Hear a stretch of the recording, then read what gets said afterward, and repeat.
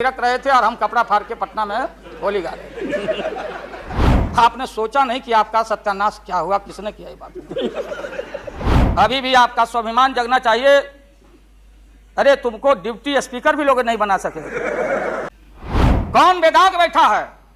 अडवाणी जी, गृह मंत्री जी ने गृह को खराब किया है। आप कभी कभी बढ़ते थे कोई काम करने के लिए, लेकिन फिर रिवर्स गियर में चले आना। प्रधानमंत्री जी को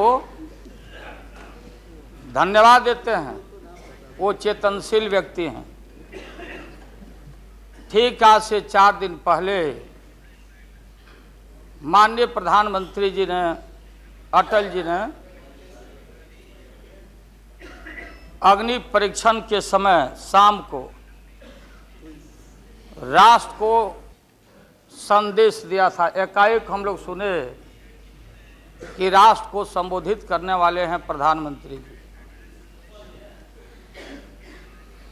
सब कार्यक्रम छोड़ के हम लोग बैठ गए टीवी पे और हम लोग इंतजार में थे कि चेतनशील व्यक्ति हैं, गलत कुसंगति में फंसे हुए थे।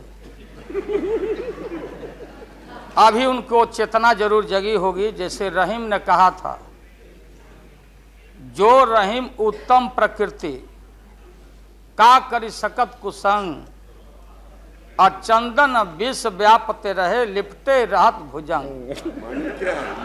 इसका यह मतलब ये हुआ कि जो अच्छे इंसान होते हैं अगर कुसंगति में फंस गए तो उनके ऊपर कोई असर नहीं होता है। जैसे चंदन के को पूरा चंदन को विषधर लपेट के रखता, चंदन पर उसका असर नहीं होता। लेकिन दुर्भाग्य है हम लोग के इस देश का, नैतिकता का पाठ पढ़ाने वाले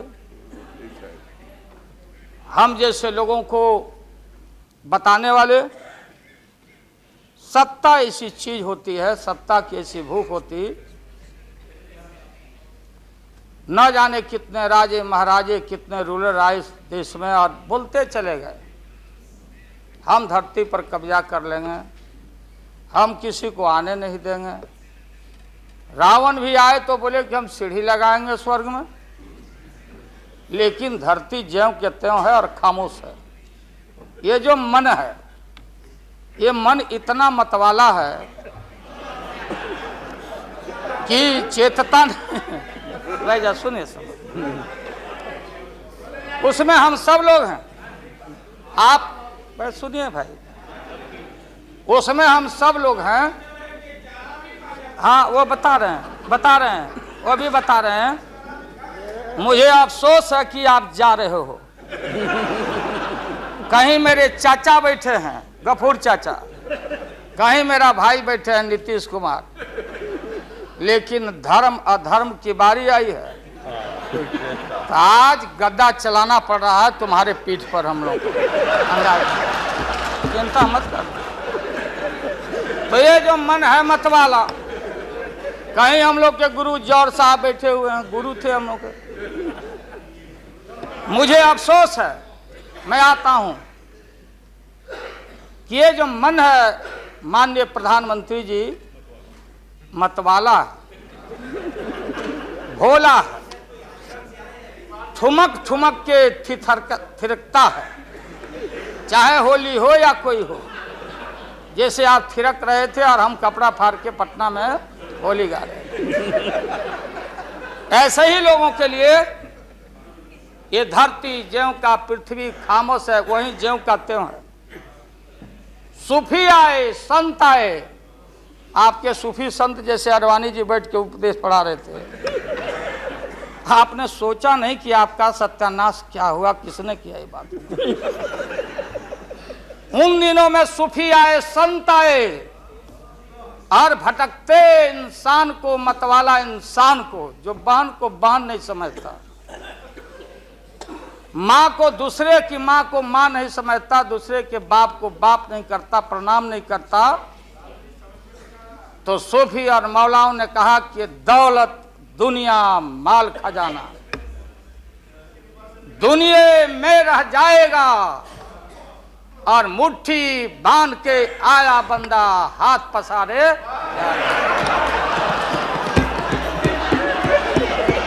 जैसे जैसे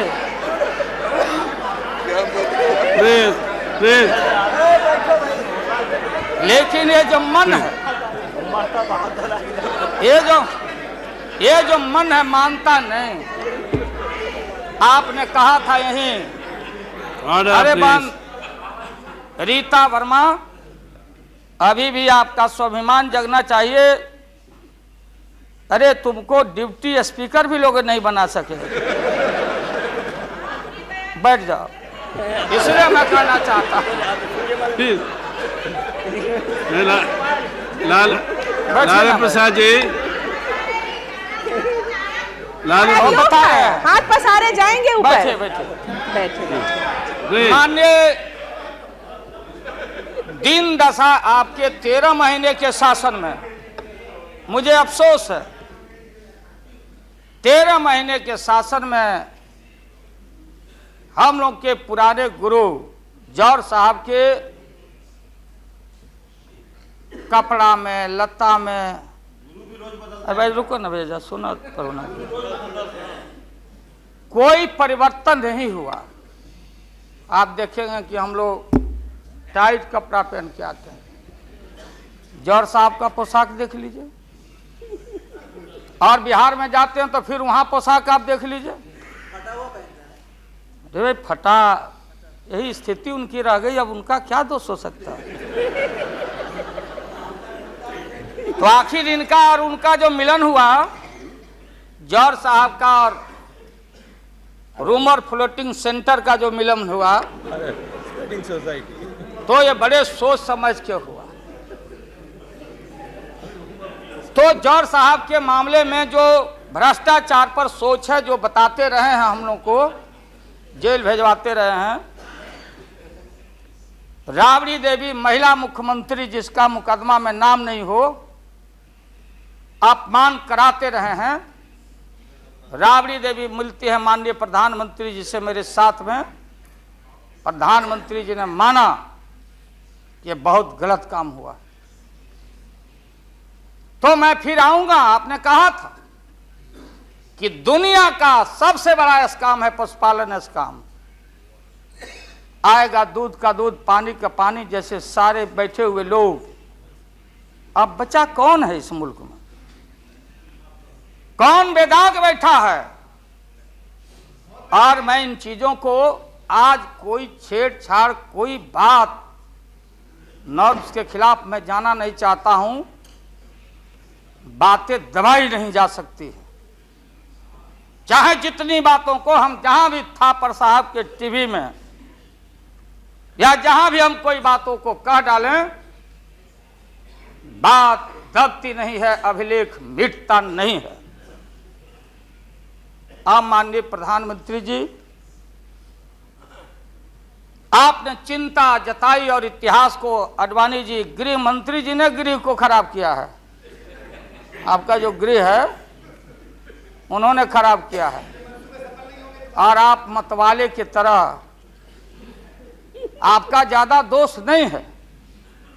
मैं किसी को अपमान करने के लिए नहीं कहता हूं। मैं जन्म लिया था फुलवरिया गांव, गोपालगंज में, फुलवरिया गांव में, तो हम लोग को मालूम नहीं कि हमारे भविष्य में क्या लिखा है। तो ये गोसाई लोग एक ऐसा रखते थे पशु बैल, आंख पर मासा है, पीठ पर पैर है, बहुत छोटा नाटा है, जिसको नादिया बोलते उत्तर प्रदेश में। हम लोग अपने यहाँ बसहा बैल बोलते। भोला बाबा, शंकर बाबा का अवतार माने बसहा बैल। और वो जो गोसाई है, कपड़ा उपड़ा उड़ा के और हजारों चिट्टी कौड़ी उसमें साट के रखता, गेरुआ बस्तर पहन लेता, और हमारे साधु लोग जो ये बैठे हैं देखिए, इसी रूप में रहता। वो बेचारा गरीब है, वो लेके गांव गांव घूमता, मेरे गांव चला आया मेरे पास।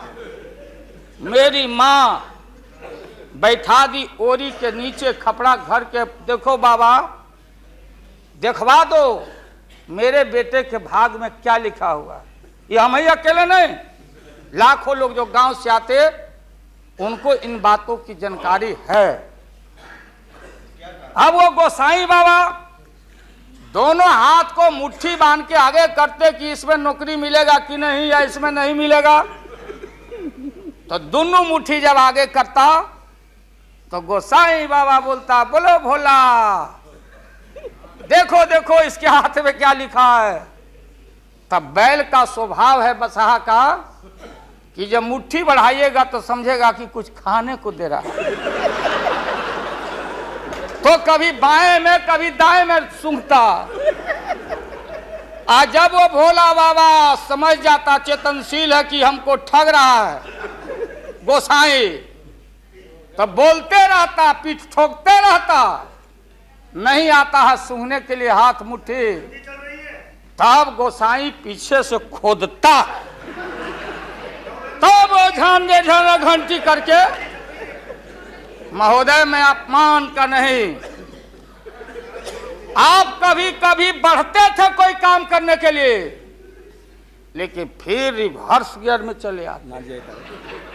जो नादिया का हाल रहा वही 13 साल में आपको नागपुर ने और एलआईओ ने हाल करके आपका रखा। यह है रखा 13 महीना।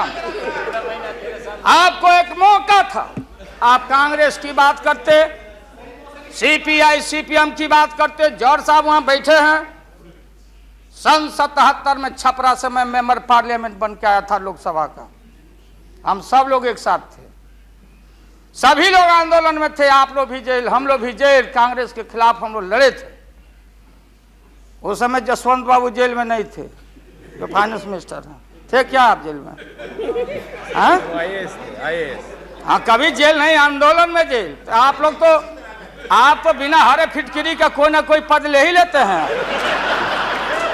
चाहे इधर हो या उधर हो, दोनों पार्टी। अब उसमें आप अकेले नहीं, आप अकेले नहीं हैं। दिल्ली में ऐसे बुद्धिजीवी लोग हैं, बुद्धिजीवी, बुद्धि नहीं है लेकिन बुद्धि से जी रहे थे। तो खैर छोड़िए इन बातों को, ज्यादा आपको टॉर्चर करने की जरूरत नहीं।